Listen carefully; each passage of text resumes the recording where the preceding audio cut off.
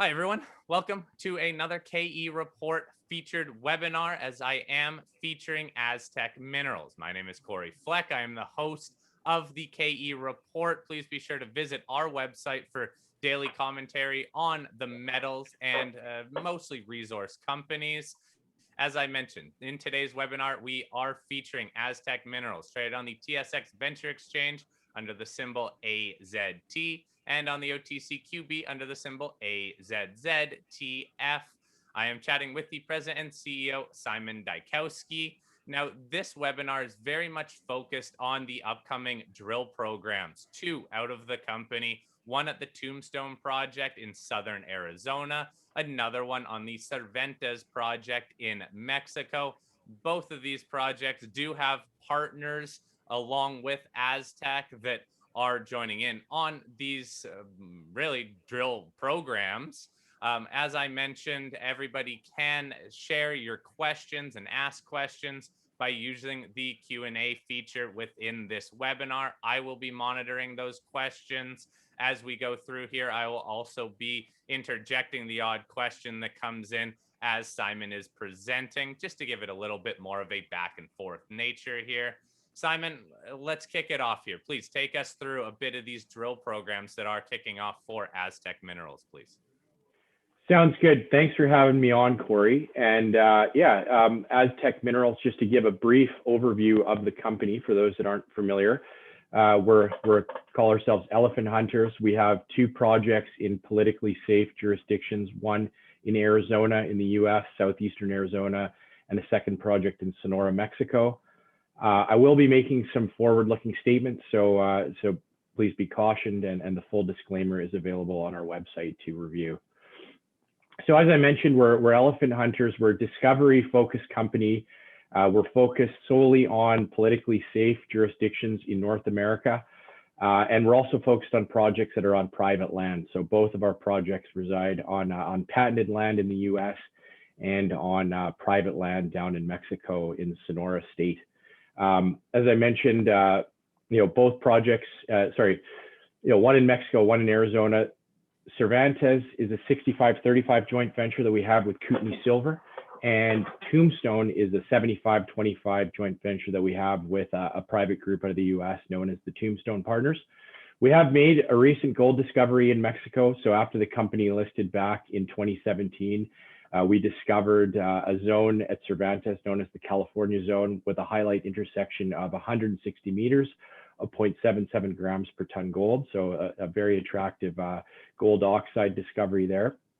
We have an attractive valuation, 56.9 million shares, trading in around 29 cents. So for a $16 million market cap with a relatively tight share structure, 35% of those shares are closely held with a group that's been with the company since inception. We're talking about our upcoming drilling today. So I'll note that we have multiple catalysts coming up to create further shareholder value. And just today we announced that we've started drilling at Tombstone. And later in the presentation, I'll chat about our upcoming drilling at Cervantes as well. Just to highlight some more of our philosophy for building this company. So, why are we elephant hunters? And Corey, many of your viewers are familiar with this, but for those that aren't, historically, major mining companies had large exploration teams. They need large ore deposits to sustain their businesses and cash flows. But in recent decades and years, they've been relying more and more on M&A rather than their own exploration to replace those reserves.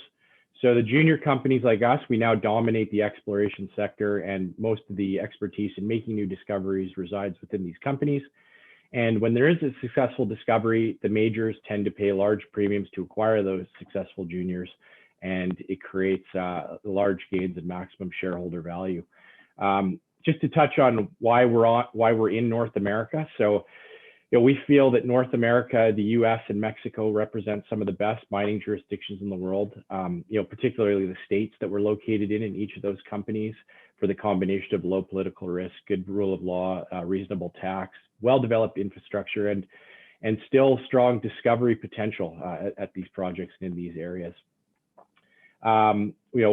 Just to touch on why Aztec Minerals. So, our management and board, very experienced group. I'll highlight them a little bit later in the presentation, but track record through the whole cycle of discovery through to operating mines, selling companies. So we're supported by a very, very strong team. An attractive valuation.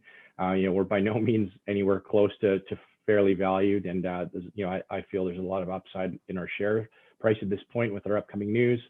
And we've 2 prospective projects, a recent discovery, and hopefully more discoveries coming up very shortly. And finally, the precious metal cycle, while it has been consolidating for the last few months, I think it by the standards of the last 10 years, it's underway. Gold today is up about $100 off of its intermediate low of the last few months, trying to push through 1800. Base metals have performed well, and haven't seen too many deals yet, but I'm sure the majors are hungry to make some deals eventually to kickstart the valuations here. Just to show where our projects are, so Tombstone is located in southeastern Arizona, 100 kilometers southeast of Tucson. It's in the heart of a world-class porphyry district, many well-known deposits there. And it's, in particular, this isn't a porphyry discovery, but it's 65 kilometers northeast of the huge Taylor discovery made in 2015 by Arizona Mining. And we note that Tombstone is the next closest past producing historic silver district to Taylor. So we're in the same neighborhood as them. And Cervantes is on the same map. It's in northwestern Mexico in Sonora. It's a very well-known mining state in Mexico, 160 kilometers east of Hermosillo, which is the regional mining support center, 60 kilometers west of Alamos Mulatos gold mine, 50 kilometers west of Agnico Eagles La India, and about 40 kilometers north of the Minera Alamos Santana gold development mine. So some notable mines in operation in the area there. So Tombstone, this is where we've announced today that we've started a phase 2 drill program. It resides within a 75-25 joint venture that we formed with our partners back in January. Aztec earned our 75% interest in the joint venture by completing $1 million worth of work over the last 4 years. And that culminated in a phase 1 RC program that we conducted last year. It was 21 holes or 3,000 meters. And what we've done there is we've tested shallow gold silver targets in this historic open pit operation that ran in the 1980s. And we drilled very encouraging intersections of epithermal gold and silver along the entire 830 meter strike length of that contention structure where the pit is located. But just to touch a little bit on the history of the project. So it's a historic silver mining district. Before the open pit mining era of the 80s, it actually produced 32 million ounces of silver between 1878 and 1939, primarily from CRD deposits and as well as high-grade oxidized gold silver veins throughout the patents of the Tombstone district, which I'll note that our project encompasses most of those historic patents. So we've got the heart of the district, really, just about 1,000 acres in size. And so it's a very prospective historic silver district. Hasn't seen a lot of exploration really since the 1980s, late 80s, early 90s until last year when we got in there with the drill rig. And as I'll get into in a couple of slides here, we were very encouraged with the mineralization that we intersected in that in and around that open pit that you can see in the top right hand side of the slide. So just a quick question regarding that RC drilling from last year. How much has that guided this current program? It's guided the whole thing, really. I mean, phase 2 is based off of the success of phase 1, and we, I can show you exactly what we did on a map here. So we drilled in 3 spokes. We had a budget that we needed to meet to form the joint venture. So in order to get a good look at the potential mineralization while staying within that budget, we decided to concentrate our drilling among 3 spokes. So you can see there's a spoke in the center of the pit on this long section, in the north of the pit, and then in the south. And we had very encouraging hits in all 3 of those spokes. So that's now given us the confidence to infill and step out and down from some of those intersections that we hit in phase 1. And if I slide back a couple, you can see our drill plan here. So it's an infill. Each of these setups is for 3 holes. Some actually, a couple of them are 2, but generally 3 holes that drill down in a fan from the western top of the western pit wall. And you know, we'll test quite a bit more of that 830-meter strike extent of this you know, potential deposit here. So to answer your question, yes, it did. It was you know, fully just a kind of a subsequent follow-up work. Hey. Yeah. And so to maybe to highlight what we drilled last year, so 19 out of the 21 holes were drilled in that north, center, and south pattern, intersected widespread gold and silver mineralization. Highlight holes, so hole 9 in the north returned 15 meters of over 6 grams of gold and over 77 grams of silver, so 7.15 grams equivalent from a shallow depth of 32 meters. Hole 2 returned high-grade gold as well, 13.7 meters of 3.18 grams gold and over 130 grams of silver, so nearly 5% gold equivalent over 13 meters. And then we did see some good bulk tonnage potential as well. So hole 2 averaged out over 77 meters to 1.6 grams of gold equivalent starting just 20 meters down the hole. That's in the center of the pit. Similarly, hole 3 hit almost 100 meters of just over a gram of gold equivalent, also from a shallow depth. So, you know, very, very encouraging for us. And the proof of concept that we were looking to prove to ourselves last year was, you know, I mentioned the 32 million ounces of silver mined in that historic period of 1880 to 1940.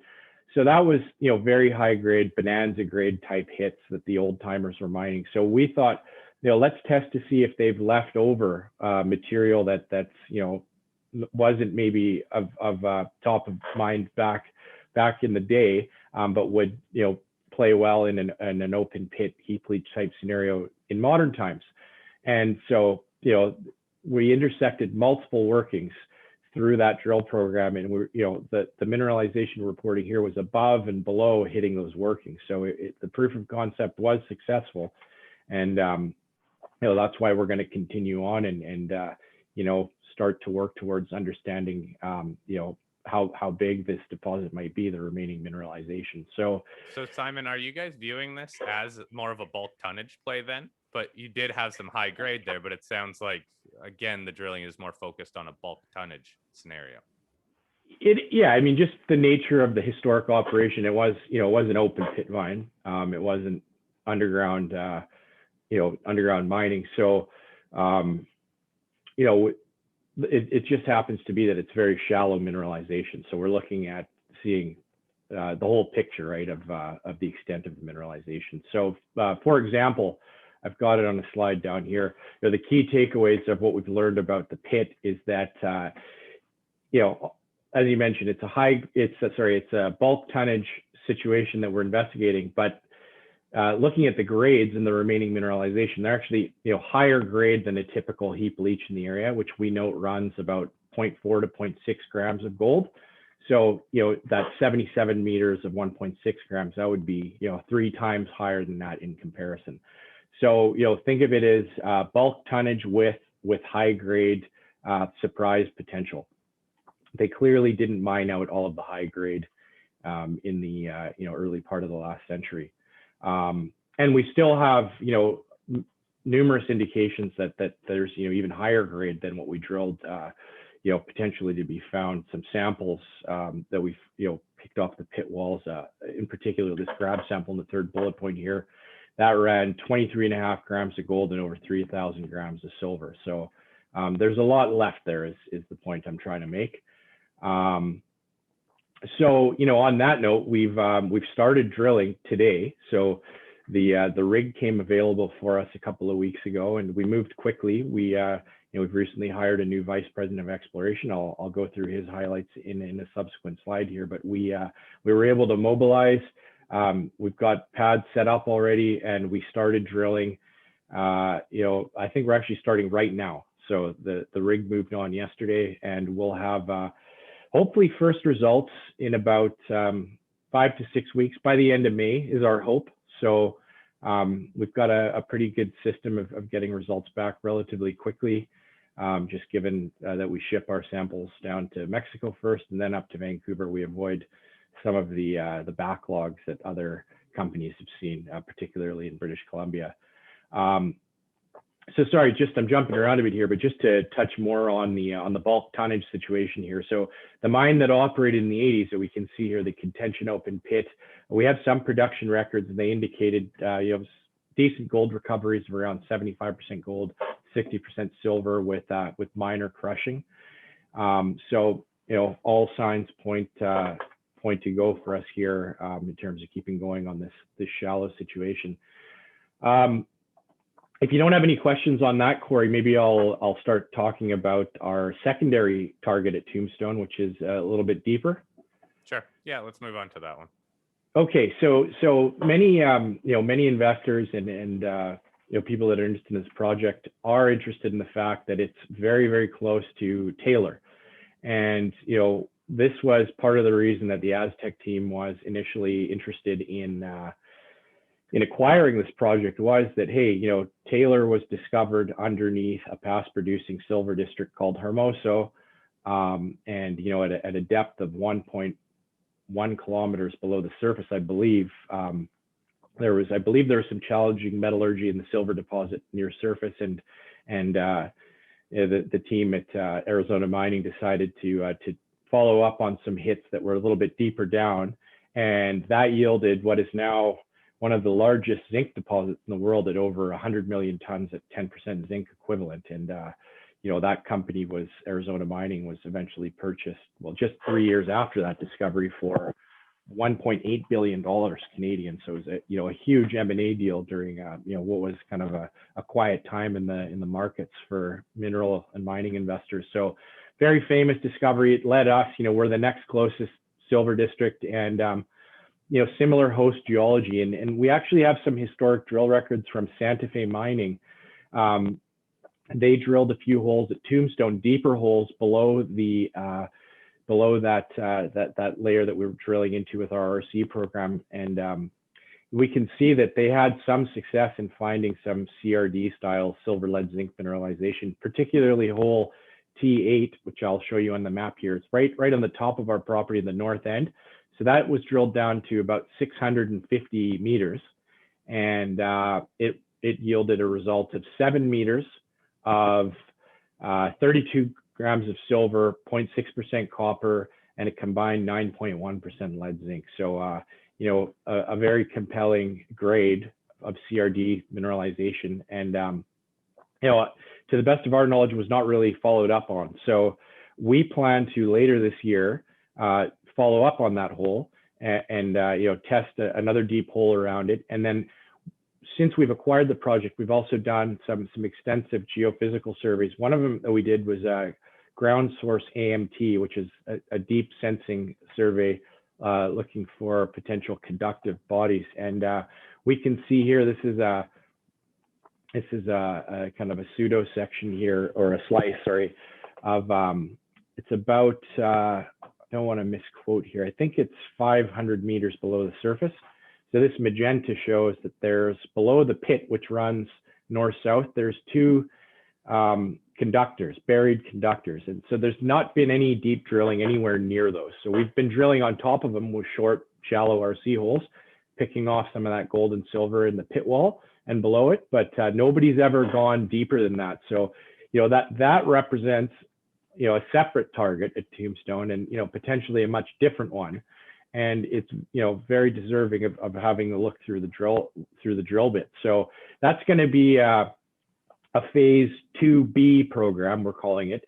We'll bring in a separate rig to do that. So this will need to have a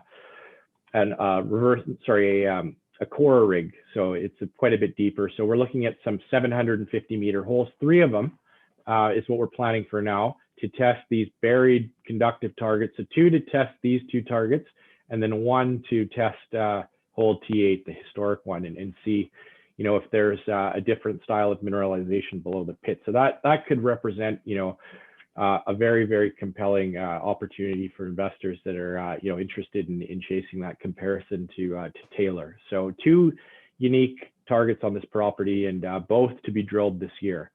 One of them lower risk, one of them higher risk. We can look at it that way. When are you thinking that you'll start this phase 2B program then? The phase 2B we have slated for sometime in the third or the fourth quarter, so later on in this year. We just started drilling now, the shallow program. That's going to run 2 to 3 months. So we'll have to get that squared away and analyzed before we move on to a core program. But the goal is to do these deep holes later this year. Okay. And then this slide here, it's just showing what happened at Arizona Mining when they had a big hit there underneath the past producing silver district. So that's really just true discovery drilling then, hey? Going out and trying to make pretty much a new discovery. You're going off an old drill hole, but you're saying there could be potential here at depth. Well, yeah, there is potential at depth, and it hasn't been drill tested. And well, where it has been drill tested, it was successful. That Santa Fe mining hole, I think by anyone's standards, would be a very compelling intersection to follow up on. So I think we're just fortunate that we're the ones to be able to do that. So okay. Yeah. So just to kind of sum up the next steps at Tombstone in our joint venture, we've commenced drilling today, so that's going to run for we think between maybe 70 and 100 days, depending on conditions. And the first results we'll hope to have hopefully by the end of May into June. So we'll see. And steady news flow from Tombstone heading into the autumn and over the summer, and then the phase 3 or 2B core drill program will be setting up to getting ready for that in the fall. Okay, so Cervantes. Yeah, let's move on to Cervantes. So the second drill program here that's going to be coming this year. Yeah, so Cervantes is our other flagship property, we call it. This is the one that the company went public on and made, quite a compelling drill discovery back in 2017, 2018 after going public. So Aztec, we're the operator of the joint venture at 65-35 between us and Kootenay Silver. It's a large, well-located property. It's a little bit more remote than Tombstone, obviously, but it's still within 3-4 hours on decent roads from Hermosillo, so it's not super remote. 3,600 hectares, all private surface land, so that's advantageous down the road.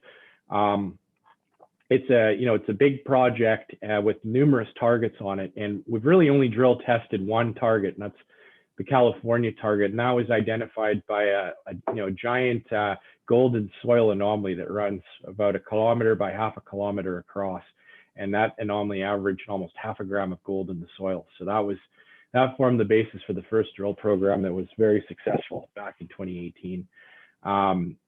Just to touch on some other highlights, so that the highlight hole I already mentioned was 160 meters of 0.77 grams gold. Mineralization still open.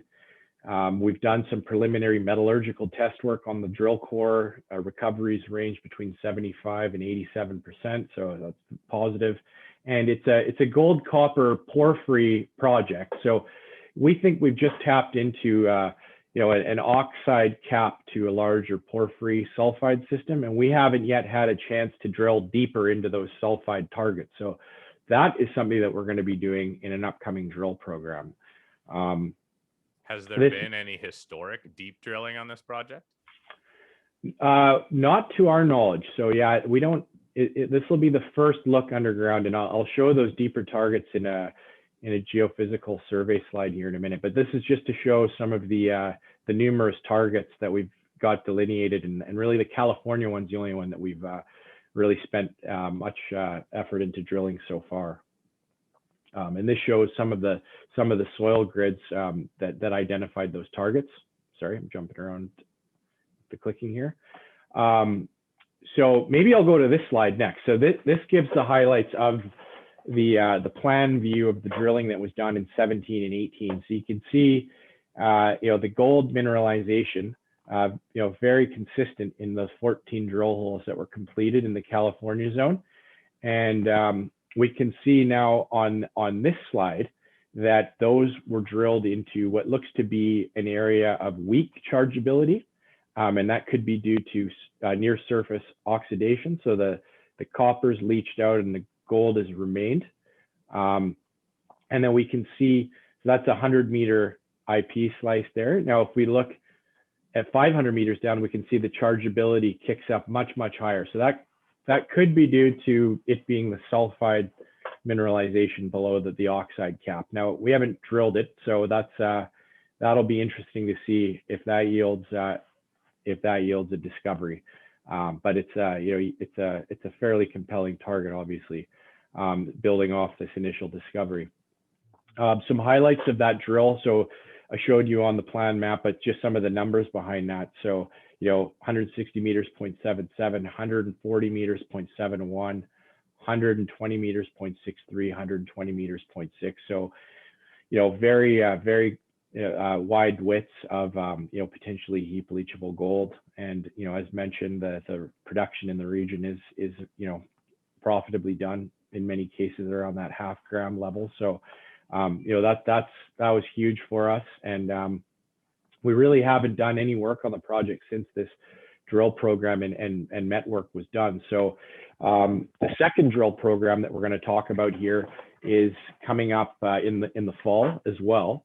So this is our plan to drill 5,000 meters, and the 5,000 meter drill program is budgeted for 2,800 meters to be drilled in the California zone. So infilling in this zone here, and putting the drill holes on 50-meter centers.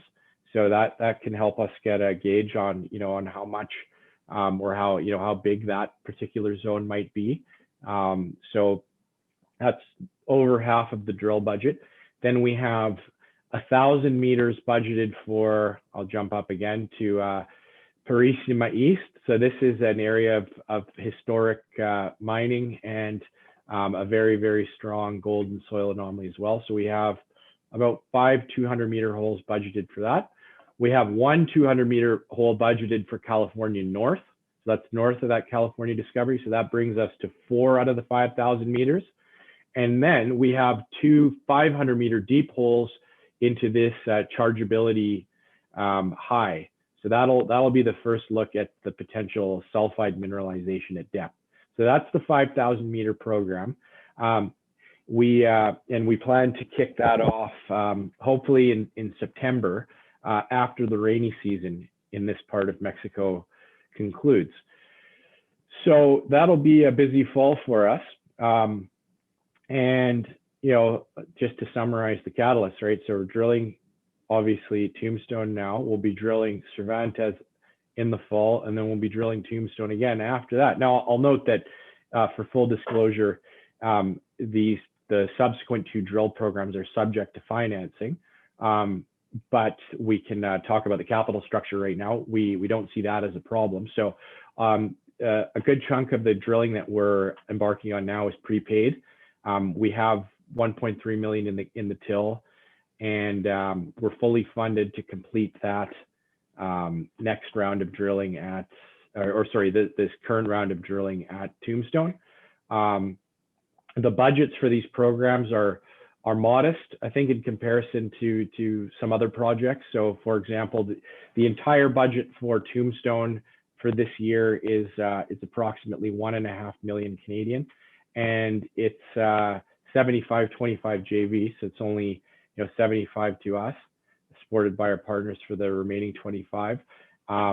The 10,000 foot or 3,000 meter 20-hole program that we're doing now is budgeted for about 600,000 Canadian, and the deep core drilling is about 700,000. So again, that's split between the partners. And then we're planning to do RC drill in Cervantes, and the budget there is approximately $1 million for that. So that's 65% to us, 35% to Cootie. So these aren't large numbers to tackle. So we're well positioned to drill these while maintaining our solid capital structure, which is currently sitting at 56.9 basic shares outstanding, 73.5 fully diluted. Almost 8 million shares of the basic are held by insiders. 14%. And then if you include dilution, then we're 20% of the fully diluted. So we've got a good, good stake in this company. Really low market cap, very supportive group of shareholders. We call the closely held group that have been around since the private stages. And last but not least, and this is probably the most important aspect of any exploration company is the management and directors. And so this company is founded and chaired by Bradford Cook, who many are familiar with from Endeavour Silver and Canark, Canagold, and numerous mining projects throughout the last few decades here. So he's got over 40 years experience in the industry. He founded this company. He's our chairman. He owns I think he owns 8 or 9% of the stock. So he's very, very interested in seeing this succeed. We've just brought on a new vice president of exploration. So Dave Heil, he's out of Colorado, almost 40 years of experience in the industry, and he's got on his resume key roles in the discovery of almost 36 million ounces, 30 million ounces of gold and 25 million tons of copper in reserves and resources in the Americas. So he's been focused on in Latin America, particularly in Peru, and as well as in Nevada. And he lives in Colorado, and he's down in Tombstone right now. So we've just welcomed him to the team. But he's got a very strong track record, and he's worked with the whole gamut of juniors through to major companies. So he's leading the charge on the ground and helping us and really leading the charge to make these new discoveries.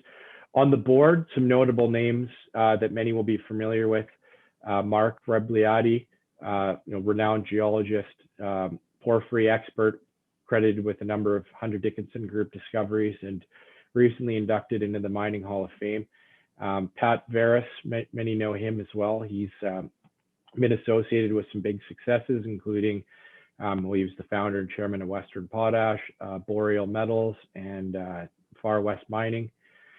So, very, very strong board to support our efforts here. And, myself, I joined the company about a year ago. I come from the corporate development capital markets world. So we've had a good kind of run over the last year, financing the company and getting the projects ready to drill more and discover more. So, maybe I can just sum up the key investment highlights here for investors and potential investors. But, as mentioned, we've got the board and management with the track records of, all the way through finding, operating, and selling.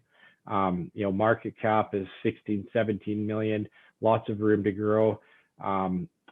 Prospective joint ventures, both projects are now, we've completed our options to get into them, and we're now, onto the stage of really, developing them and discovering more. And really robust news flow. And I think we've had a little bit of a lull in the market. Many companies have since the heady days of August of 2020, I guess, when gold was making new highs. But we also had a bit of a slowdown in news flow. So we've been I think a little bit punished by that. But hopefully it's obvious that as of today that slowdown is over, and it's going to really swing back into the direction of a lot of news and a lot of really good news potentially, with finding more gold and silver at Tombstone, and potentially finding a lot more gold and maybe some copper down at Cervantes, and then back to Tombstone for silver, lead, zinc. So there's lots here. It truly is a polymetallic discovery story, and it's at a really nice stage where it's not grassroots, but it's not too far along either that can't make quite a bit of money if we're successful. So that concludes the overview that I had in mind. And if anybody has questions now or after, I'm available on my cell phone or my email anytime, really. All right, Simon, I appreciate that. Let's take care of a couple of these questions. And if anybody still has some more, you still have a little bit of time to send those in. one kind of general question regarding just broadly these drill programs, a little more confirmation. You're not moving into any sort of resource with these drill programs, right? It's more just about showing overall size and scale and the potential at each of the projects. Is that fair? Yeah, it's fair. I mean, I think we want to have, internally a better understanding of how big they might be as we kind of decide next steps. But there's certainly we're not kind of wasting time in putting everything on pretty tight spacing if that's the way it goes. But the goal at Tombstone in particular is to have that pit on 50-meter centers, and we've designed everything with 50-meter spacing in 3 dimensions as well. So it's kind of an internal look, but I mean, I think it could be quite a bit bigger than we think. We just don't want to start getting into numbers too early. Yeah. Okay, fair enough. And back to the Cervantes project, then the California discovery. Okay, that makes a lot of sense to follow up on. That is a recent discovery. Any more information you can give us on some of these other targets and zones that will have at least a couple holes poked into them? Maybe if we could go back to that slide and you could just again outline what's drawn you to these couple individual ones compared to the other ones. Okay, yeah, absolutely. So, the California, the main feature of that target was, I mean, it should be fairly obvious on this map, but there's very, very strong, like the gold in the soils really kicked up along this ridge.